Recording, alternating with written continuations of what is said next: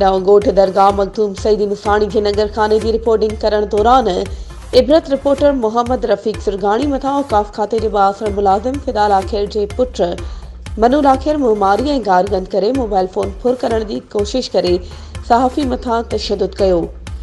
सहाफ़ी मथा तशद्दुद करे गारगन करण वारे वाक़े खिलाफ नवगोठ के सहाफ़िन बासर मुलाजिम के पुट खिलाफ नवगोठ थाने ते पहुंची एनसी दाखिल कराई।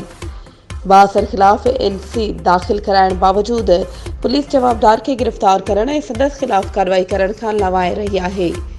जॾहिं नवगोठ के सहाफ़िन इरशाद अली ब्रोही परियो मुर्स मिठल कल्होड़ो सहाफ़ी माशूक अली सोलंगी सहाफ़ी अमीर अली कल्होड़ो सहाफ़ी मोहम्मद रफीक सुरगाणी ऐं ॿियनि वाक़े खिलाफ सख़्त एहतजाज कंदे SSP दादू IG सिंध ऐं औकाफ खाते जे आला अख़्तियारनि खां मुतालबो कयो त जवाबदार खिलाफ कानूनी कार्रवाई करे खेनि गिरफ्तार कयो वञे।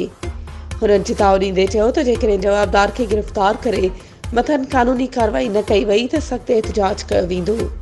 वधीक ख़बरुनि ऐं अपडेट्स जे लाइ असांजे चैनल खे सब्सक्राइब कयो ऐं हा बेल आइकन खे प्रेस करणु न विसारिजो त जीअं असांजी हर नई अचण वारी वीडियो तव्हां ताईं पहुची सघे।